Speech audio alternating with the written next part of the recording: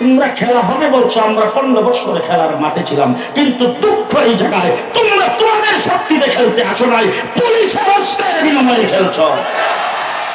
ঠিক না বেঠে?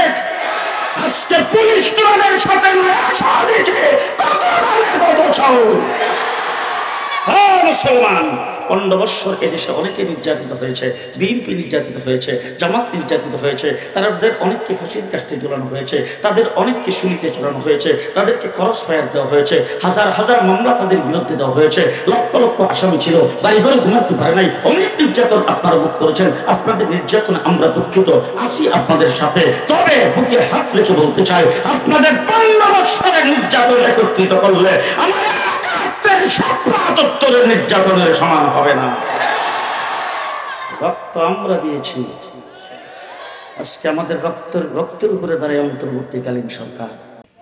কথা ভালো করে বুঝেন, বিশেষ করে মাদ্রাসার ছাত্র যারা, তাদেরকে একটু বেশি বোঝার কথা।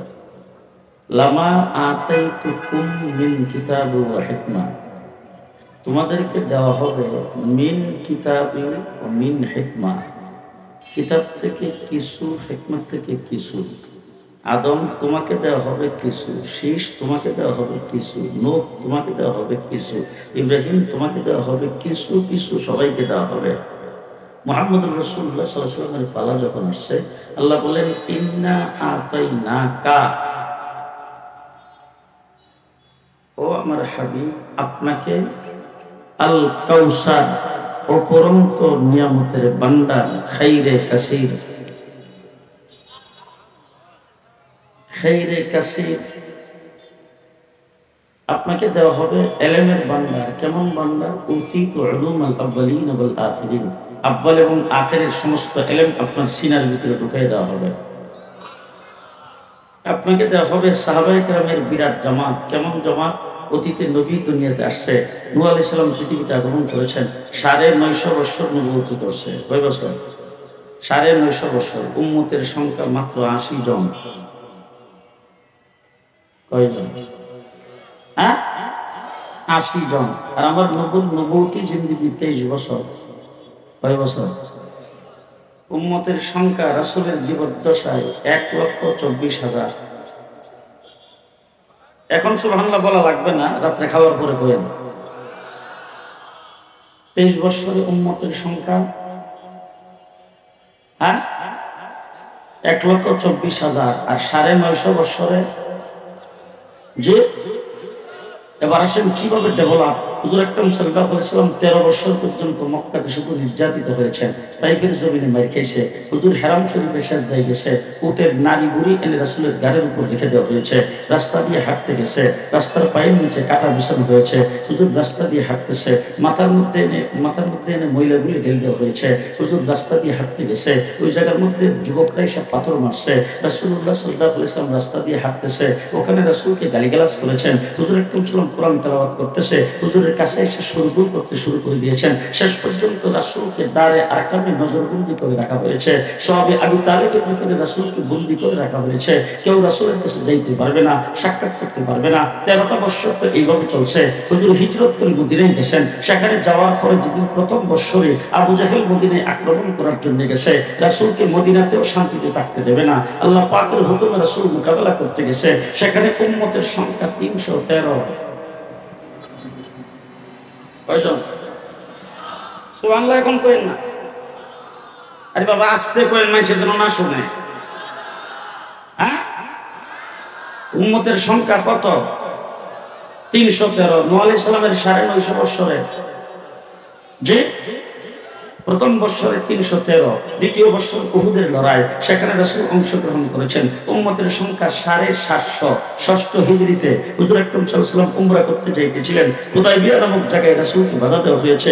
সেখানে উম্মতের সংখ্যা 1400। রাসূলের হাতে তারা বয়াত গ্রহণ করেছেন, রাসূলের হাতে তারা শপথ করেছেন। এরপরে অষ্টম হিজরিতে ফতেহ মক্কা হয়েছে, সেখানে উম্মতের সংখ্যা 10,000। মুহাম্মদুর রাসূলুল্লাহ সাল্লাল্লাহু আলাইহি ওয়াসাল্লাম আরফার ময়দানে 10ম হিজরিতে দাঁড়ায়ছেন, সেখানে উম্মতের সংখ্যা 1,24,000।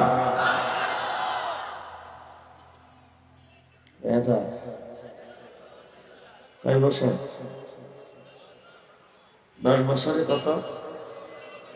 24,000। ওখানে আল্লাহ পাক কোরআন শরীফের শেষ আয়াত নাযিল করেছেন, আল-ইয়াউমা আকমালতু লাকুম দীনাকুম, আজকের দিনে দিনকে অল কমপ্লিট করে দিলাম। কিভাবে কমপ্লিট? কিভাবে কমপ্লিট? ইন্না আতাইনাকাল কাউসার, আপনাকে খাইরে কাসির দান করেছি। এত বড় সাহাবীর জবাব আর কাউকে দেয় নাই। আপনাকে সবচাইতে বড় সাহাবায়ে কেরামের জামাত দান করেছি। কেমন ভাবে দান করেছি খুব ভালো করে বুঝেন। ও উম্মত ভালো করে বুঝো, ও হাবিব ভালো করে বুঝো, হাবিবের উম্মত ভালো করে বুঝো। অতীতে নবী পৃথিবীতে আগমন করেছেন, তাদেরকে আমি এত বড় জবাব দেই নাই। ওনার জীবদ্দশায় ওনাকে 1,24,000 সাহাবী দিলাম। কেমন করে দিলাম? কি জন্য দিলাম? বলে আমি হইলাম রব্বুল আলামিন, আর আপনি আমার হাবিব, আপনি হলেন রাহমাতুল লিল আলামিন। ভালোভাবে বুঝবেন, আল্লাহ হলেন রব্বুল আলামিন, আর আপনি আমার হাবিব, আপনি হলেন রাহমাতুল লিল আলামিন। আমি রব্বুল আলামিনের প্রতিনিধি পৃথিবীতে প্রেরণ করেছি নবী 1,24,000, আর আপনি রাহমাতুল লিল আলামিন, আপনার প্রতিনিধি সাহাবীও 1,24,000। আমি আল্লাহর প্রতিনিধি নবীর সংখ্যা আস্তে আস্তে, আমি আল্লাহ রব্বুল আলামিন, আমার প্রতিনিধি নবীর সংখ্যা 1,24,000। আপনি হলেন রাহমাতুল লিল আলামিন, আপনার প্রতিনিধি সাহাবীর সংখ্যা 1,24,000। আল কাউসার, অপরন্ত নিয়ামতের ভান্ডার আপনাকে দান করেছি, আপনাকে দ্বীনে মুকাম্মাল দান করেছি। 30 পারা কোরআন আজকে কমপ্লিট করে আপনাকে দিয়েছি। কিয়ামত পর্যন্ত আপনার দিন চলবে, কোনো বাড়ানো কমানো হবে না। যে হয়েছে কোনো বাড়ানো কমানো? রাসূলের যুগে ফজরের নামাজ ছিল 16 রাকাত, এখন আছে 4 রাকাত। কথা বলেন, কথা বলেন। হুজুর আকরাম সাল্লাল্লাহু আলাইহি ওয়াসাল্লামের যুগে মনে হয় এক এক রাকাতে সিজদা ছিল 8টা, এখন রইছে 2টা। জি, রাসূলের যুগে সিজদায় যায় বোধহয় সূরা বাকারা পড়তে হইতো, এখন সুবহানাল্লাহিল আলা। কথা বলেন। উজুর ফরজ রাসূলের যুগে ছিল 32টা, এখন রইছে 4টা। কথা বলেন না কেন? গোসলের ফরজ রাসূলের যুগে ছিল 33টা, এখন 3টা। জি, হুজুর যখন উযু করতেন তখন উযুর ফরজ কয়টা?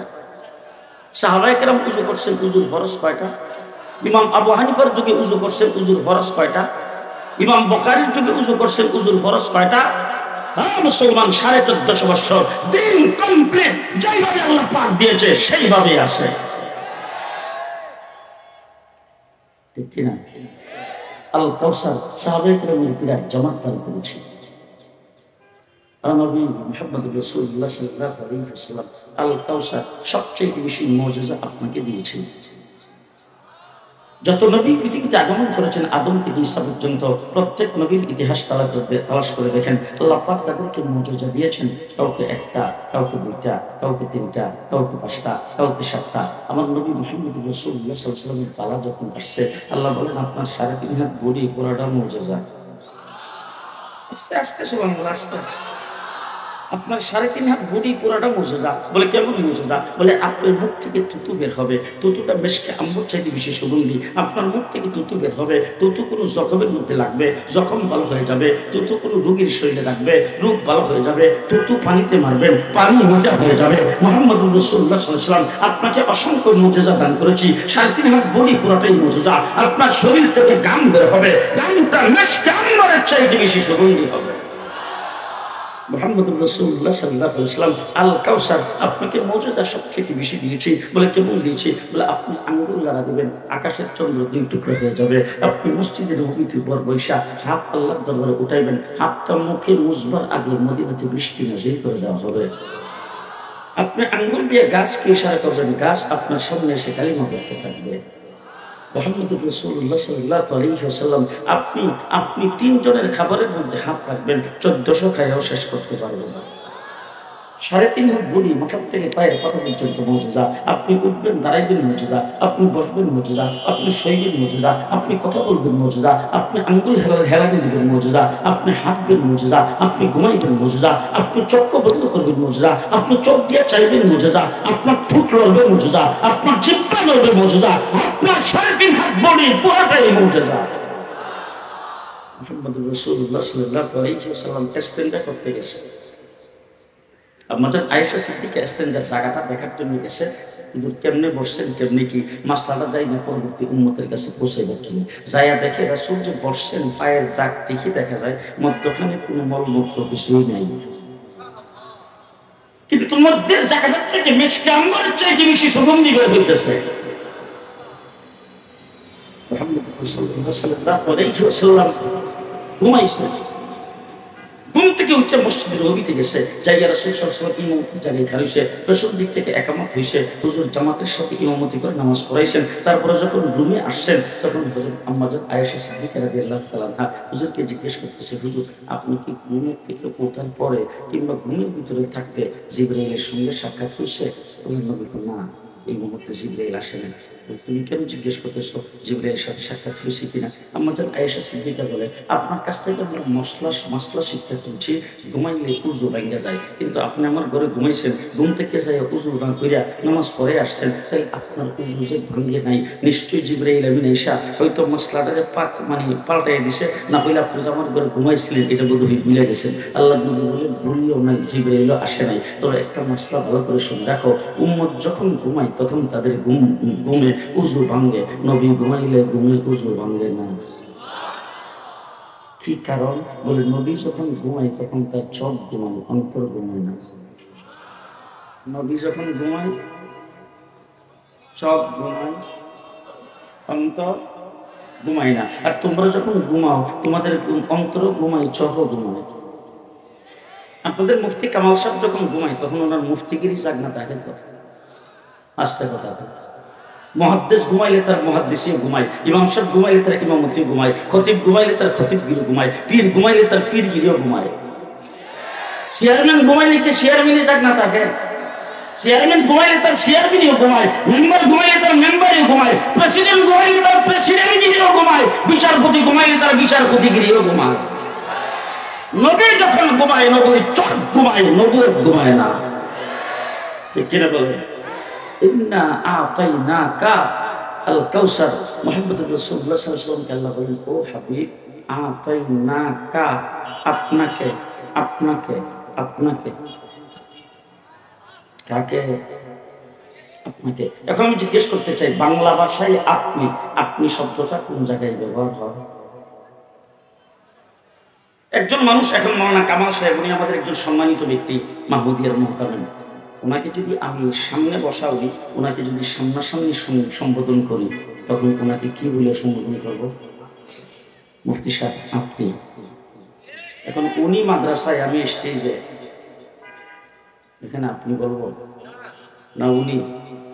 যে আপনি শব্দের ব্যবহার একজন সম্মানিত ব্যক্তিকে তার যথাযথ সম্মান দিয়ে সরাসরি সামনাসামনি সম্বোধন করলে। ঠিক আরবি ভাষায় আপনি শব্দের আরবি হলো কা কা কা। এবার আসুন তো ৩০ পারা কোরআনের ভিতরে আল্লাহর হাবিবকে আল্লাহ পাক যত জায়গায় সম্বোধন করেছেন সব জায়গায় এই একটা শব্দ ব্যবহার করেছেন, ওমা আরসালনাকা ইন্না আরসালনাকা ফালা ওয়া রাব্বিকা ফালানুওয়াল্লিয়ান্নাকা লা তুহাররিক বিহি লিসানাকা ইয়া আইয়ুহাল মুদ্দাসসির কুম ফাআনজির ফারাব্বাকা ফাসিয়াবাকা ওয়াদ-দুহা ওয়াল-লাইলি ইযা সাজা মা ওয়াদ্দাআকা রাব্বুকা ওয়া মা ক্বালা ওয়ালাল আখিরাতু খায়রুল লাকা মিনাল উলা ওয়া লাসাওফা ইউতিকা রাব্বুকা ফাতারদা আলাম ইয়াজিদকা ইয়াতীমান ফাআওয়া ওয়া ওয়াজাদাকা দাল্লান ফাহাদা ওয়া ওয়াজাদাকা আইলান ফাআগনা আলাম নাশরাহ লাকা সাদরাকা ওয়া ওয়াদানা আনকা বিজরাকা আল্লাযী আনকাদা যাহরাকা ওয়া রাফa'না লাকা যিকরাকা ইন্না আ'তাইনাকা ফাসাব্বিহ বিহামদি রাব্বিকা। ৩০ পারা কোরআন আল্লাহর হাবিবকে সব জায়গায় আল্লাহ পাক কা কা বলে আপনি আপনি সম্বোধন করেছেন। আল্লাহ পাক আল্লাহর হাবিবকে হুজুর আকরাম সাল্লাল্লাহু আলাইহি ওয়াসাল্লামকে জিজ্ঞেস করা হয়েছে, হুজুর আপনি যে বিশ্ব জগতের শিক্ষক হিসেবে পৃথিবীতে আগমন করেছেন, আপনি কোথা থেকে শিখছেন? কোনো ইউনিভার্সিটিতে ভর্তি হন নাই, কোনো মাদ্রাসায় যান নাই, কোনো স্কুলে যান নাই, প্রাইভেট কোনো টিউটারের কাছে একটা অক্ষর শিখতে যান নাই, আপনি শিখছেন কোথা থেকে? রাসূল সাল্লাল্লাহু আলাইহি ওয়াসাল্লাম বলেন, আল্লামানি রাব্বি। আস্তে আস্তে আস্তে আস্তে আল্লামানি রাব্বি, স্বয়ং রব আমাকে শিখিয়েছেন, রব আমাকে শিখিয়েছেন। যখনই আমাকে শিখিয়েছেন আমি সামনে বসা। মুহাম্মদুর রাসূলুল্লাহ সাল্লাল্লাহু আলাইহি ওয়াসাল্লাম বিশ্ব জগতের শিক্ষক। আমাদের দেশে যদি কোনো শিক্ষক হয় তাহলে শিক্ষকের ক্যাটাগরি আছে না? প্রাইমারি স্কুলের শিক্ষক হাই স্কুলের শিক্ষকতা করতে পারে, হাই স্কুলের শিক্ষক কলেজে পারে, কলেজে যিনি শিক্ষকতা করে তারা কি প্রফেসর? ঠিক না ঠিক? এই শিক্ষকের ক্যাটাগরি আছে। রাসূল হলেন বিশ্ব জগতের শিক্ষক, গোটা মানব মণ্ডলের শিক্ষক। রাসূলুল্লাহ সাল্লাল্লাহু আলাইহি ওয়াসাল্লাম এত বড় শিক্ষক, উনি যে হইলেন, উনি কোন ক্যাটাগরি, কোন ইউনিভার্সিটি, কোন ডিগ্রি নিয়েছেন, ওনার এলএম কি, যোগ্যতা কি, ওনার সার্টিফিকেট কি? হুজুর আকরাম সাল্লাল্লাহু আলাইহি ওয়াসাল্লাম বলেন কোন সার্টিফিকেট নাই। উতীতু উলুমাল আউয়ালিন ওয়াল আখিরিন। আউয়াল আল্লাহ পাক আউয়াল এবং আখিরের সমস্ত এলএম আমার সিনার ভিতরে ঢুকিয়ে দিয়েছেন। সেই নবী মুহাম্মদুর রাসূলুল্লাহ সাল্লাল্লাহু আলাইহি ওয়াসাল্লামের উম্মত খুশি না বেজার? সবাই না। এখন যদি আমার সামনে কেউ কথা না কহে, কাওয়া কাদের দলের লোক, খুশি না বেজার? খুশি না বেজার? এবার আমি একটা কথা আপনাদের জিজ্ঞেস করতে চাই, যদি এই মানে এইখানে ওই যে কি ময়লার মুখ, তারপরে যে খালপাড়ের মুখ, ওখানে আপনি গেছেন বাজারে, তো যাওয়ার পরে আপনার বাপের তুললে কেউ গালি দিছে, তো বাবারে তুলে যদি গালি দেয় তখন আপনি কি করবেন? তার নাকটা ফাটাই ফেলবেন না সাথে সাথে? আচ্ছা, এবার নাক ফাটাইতে চাইবেন যে আপনি প্রথম দেখবেন আমার শক্তি আছে কিনা। কথা কয় না? এখন ওই জায়গার মধ্যে গেছে আমি একা, যে গালি দিছে এরা 7 জন, এরা 7 জন মিললে আপনি একারে ধরলে পারবেন তো? আর আপনার বাড়ি হইলো ওই বেরুলিয়া, আর এরা হইলো এখানকার স্থানীয়, পারবেন আপনি? তখন বাপেরে গালি দেওয়ার পরও মাথাটা নিচের দিকে দিয়া যান বাসায় সেখান থেকে চলে আসবেন। এবার জিজ্ঞেস করতে চাই, আপনার সামনে দিয়াবাড়ি হোক বা যেখানেই হোক, নবীরে কেউ গালি দিছে?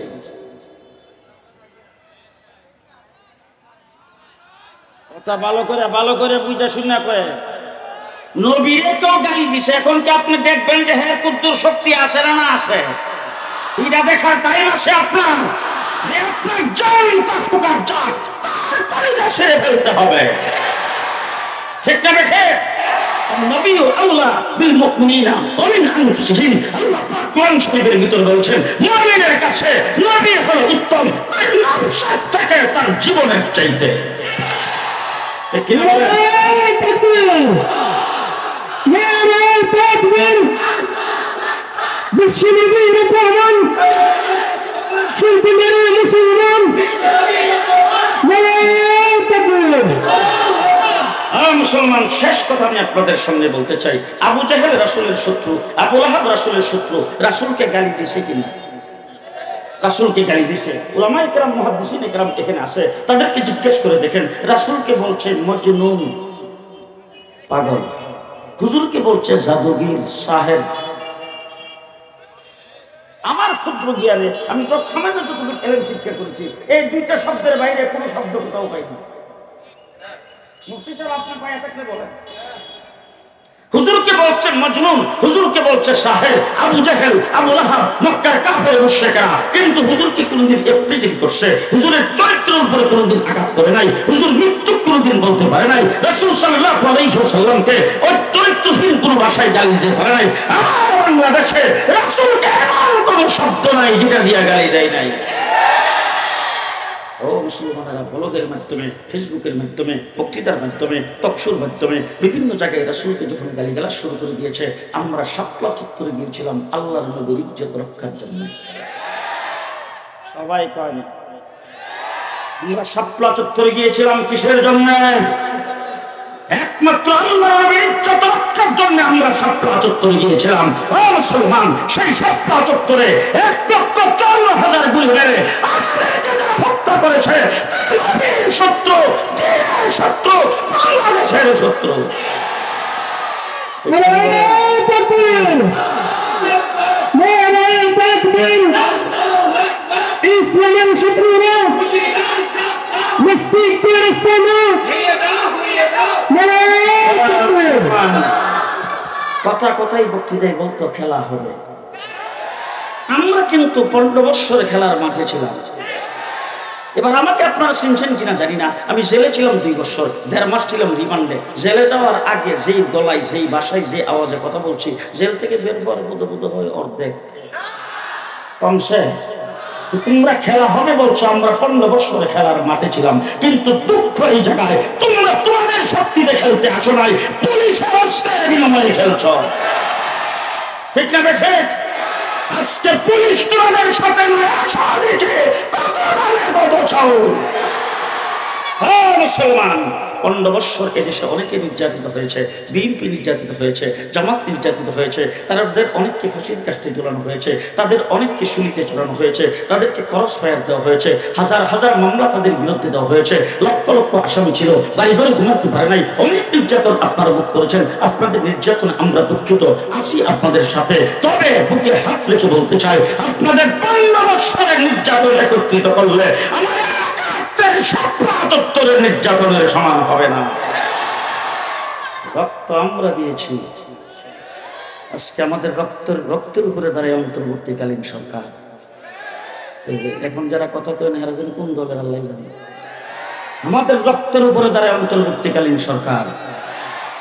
প্রধান উপদেষ্টার সামনে বলে আসছি, রক্ত দিয়েছে আমরা দেশকে পুনর্বার স্বাধীন করার জন্য, বিপ্লব আমরা ঘটাইছি, আপনারা বিপ্লবিক ভাবে দেশ পরিচালনা করবেন। যারা পরাজিত শক্তি মাটির নিচ থেকে হলেও তাদেরকে বের করতে হবে। ঠিক না ঠিক? পরিষ্কার ভাষায় বলতে চাই, 2013 সালের 5ই মে দিবাগত রাত্রে শাপলা চত্বরের গণহত্যার বিচারের জন্য কমিশন গঠন করতে হবে, কমিশন গঠন করতে হবে। কে কে রাজি আছেন হাত তুলে দেখান।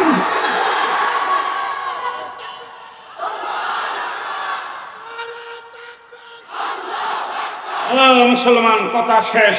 রংপুর গিয়েছিলাম আবু সাইদের কবর জিয়ারত করার জন্য। মুফতি কামাল সাহেবের সাথে ছিলেন, হেফাজতে ইসলামের নেতৃবৃন্দের সাথে ছিলেন। একটা ছেলে এসে আমাকে সরাই ধরছে, দুইটা তার মোবাইলটা সামনে ধরে বলতেছে, হুজুর এই মোবাইল একটু দেখেন। দেখি সে কাঁদতেছে, আমি মোবাইলের দিকে তাকাই, দেখি সেখানে আবু সাইদের ছবি। আমি বললাম যে এটা তো আবু সাইদের ছবি দেখা যায়, যার কবর জিয়ারত করতে আসছি। বললাম হুজুর পাশের লোকটাকে, আমি তো তাকে দেখি নাই। আমি বললাম যে চিনতে পারলাম না তো। হুজুর আমার চেহারার দিকে তাকান। তার চেহারার দিকে তাকায় দেখি পাশের ছেলেটা, সে তার চোখ দিয়ে পানি পড়তেছে গাল বেয়ে। আমি তাকে জিজ্ঞেস করলাম, বাবা তুমি আবু সাইদের সাথে ছিলা? আচ্ছা বলো তো দেখি, আবু সাইদ যখন গুলি খাইছে, যখন তার রূপ বের হয়ে যায়, যখন সে শহীদ হয়েছে, তার অবস্থাটা কি ছিল? তখন সে হু হু করে কান্না শুরু করে দিয়েছে। না বলছে, হুজুর গুলি খাওয়ার পরে যখন সে মাটিতে লুটায় বসছে, যখন কাতরাইতেছে, তখন তার মুখ থেকে বের হইতেছিল আল্লাহু আকবার, আল্লাহু আকবার। আমার দেশে বিপ্লব ঘটাইবার জন্য, বেশিরভাগ সরকারকে ক্ষমতা থেকে বিদায় করার জন্য ছাত্র জনতা মাঠে আল্লাহু আকবারের স্লোগান দিয়ে যারা জীবন দিয়েছেন, ছাত্র জনতা আন্দোলনের সময় যারা রাস্তায় কাপড় বেঁধে দাঁড়ায় আল্লাহর দরবারে নামাজে দাঁড়িয়েছেন, সেই বিপ্লব যারা ঘটিয়েছেন, এবার 54 বছর পরে একটাই আওয়াজ হবে, আমার দেশ হবে ইসলামের বাংলাদেশ, ইসলামের বাংলাদেশ, ইসলামের বাংলাদেশ। কে কে রাজি আছেন দাঁড়িয়ে বলবেন, দাঁড়িয়ে কে কে রাজি আছেন দাঁড়িয়ে বলবেন। নারায়ে তাকবীর, নারায়ে তাকবীর, নারায়ে তাকবীর, জিন্দাবাদ জিন্দাবাদ, নারায়ে তাকবীর। পরিষ্কার শেষ কথা আপনাদের সামনে বলে যাচ্ছি, যদি ইসলামের বাংলাদেশ করার জন্য আবার যদি কাপড়ের কাপড় নিয়ে চত্বরে যাইতে হয়,